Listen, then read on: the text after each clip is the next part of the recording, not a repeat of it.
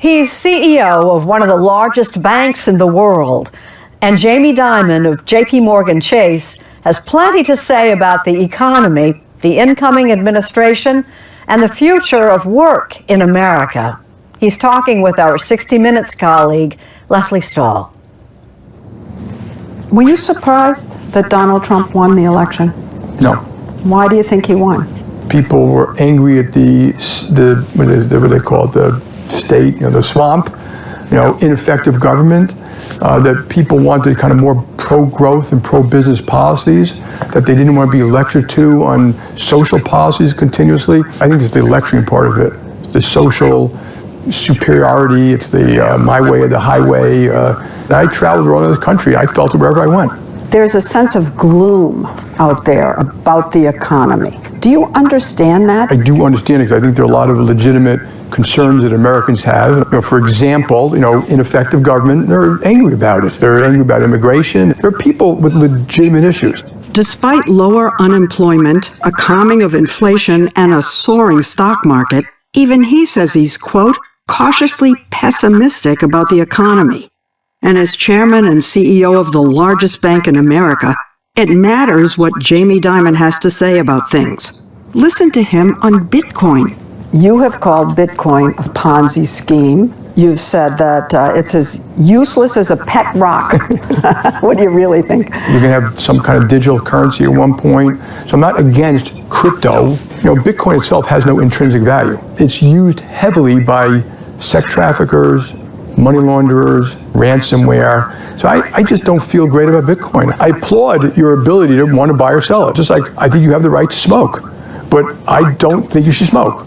Since he took charge of the bank 20 years ago, the company has doubled its number of employees to 320,000 and grown its assets by nearly $3 trillion, which probably would surprise his grandparents, who came to the U.S. with little money from Greece in the early 1900s. The neighborhood was like this block. He took us to his old middle-class neighborhood in Queens, New York. Which is your window? We were on the top. The penthouse. It was a rental, I think. We were up that corner up there. He shared one bedroom with his two brothers, and they played outside on the monkey bars. I broke my arm in those monkey bars over there. Did you ever dream when you were growing up in a million years that you'd be running one of the biggest banks in the world? No. My dad was a stockbroker, so I was somewhat conscious of that part of the world, but I had never met a CEO until I was in college or something like that. He grew up to be one of the most successful CEOs in the country, processing $10 trillion a day. His bank is thriving and healthy. But Dimon, now 68, has had two major health scares. The first was throat cancer a decade ago.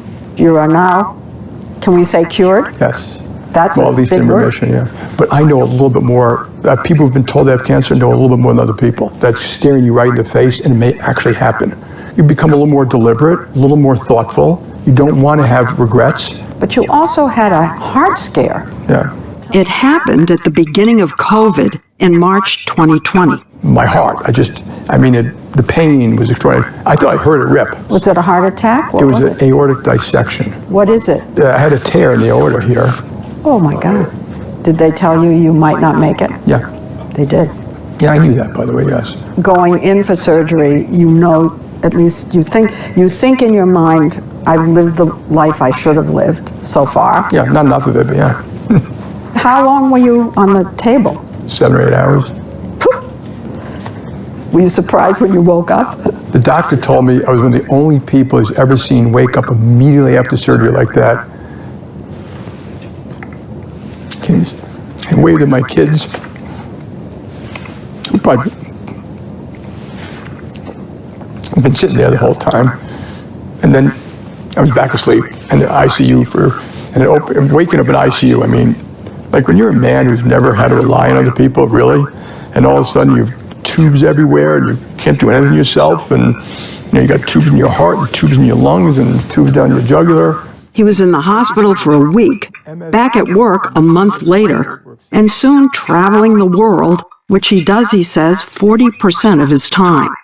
We met him in the executive suite on the 43rd floor of the bank's Manhattan headquarters. If you have binoculars, you might be able to see the actual building I walk by in Jackson Heights, Queens. He can see where he grew up, and to the left, the nearly twice as high, dazzling new JPMorgan headquarters going up next door.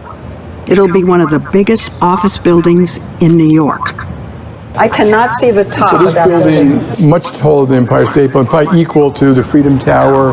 With all the big things he deals with, it's interesting that one of the things he's most proud of is opening branches in lower income and underserved communities around the country, like this one in Harlem. I was the firm's first ever community manager. Yeah, and we learned a lot from you. Yes, yeah. you did. They still come in. They do. People, I always say people like to visit their money.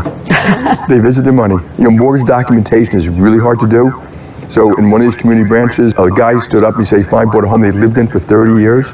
He said there's no way he could have gotten that mortgage if one of our mortgage loan officers didn't call him every day for months, taking him through it, making him feel comfortable, getting the forms. He got our homeowners grant, and it works. We're celebrating 5 great years in Harlem this morning. This isn't a not-for-profit. These local branches make money for the bank. Well, the owner, hey, how are you? But what about the other end of the spectrum? A lot of Americans have gotten very rich. They've gotten filthy rich. We've had unbelievable numbers of billionaires come up. Billionaires. Why? What's out of whack here? I think you have to be very careful to say what's out of whack. You want a healthy economy, and a really healthy economy lifts up all citizens. You want to help all Americans grow the economy. You can well at the moon, that's not going to grow the economy. And if there are unfair things that created some of that wealth, they should be fixed. But I'm not hearing you say there's something wrong here, that these billionaires are growing like poppy. And I mean, what is it, the tax laws? If I was king for a day, I would probably change a bunch of the tax laws too, which I'm not going to give you specifics on. It won't reduce it as much as you seem to think it should be reduced. No, but I'm interested that you're not saying this is wrong, this is not working. I think the wrong part is that the bottom 30% didn't do better, not that the top 0.1% did so well. Why not? What's wrong with saying that? Because they may be unrelated.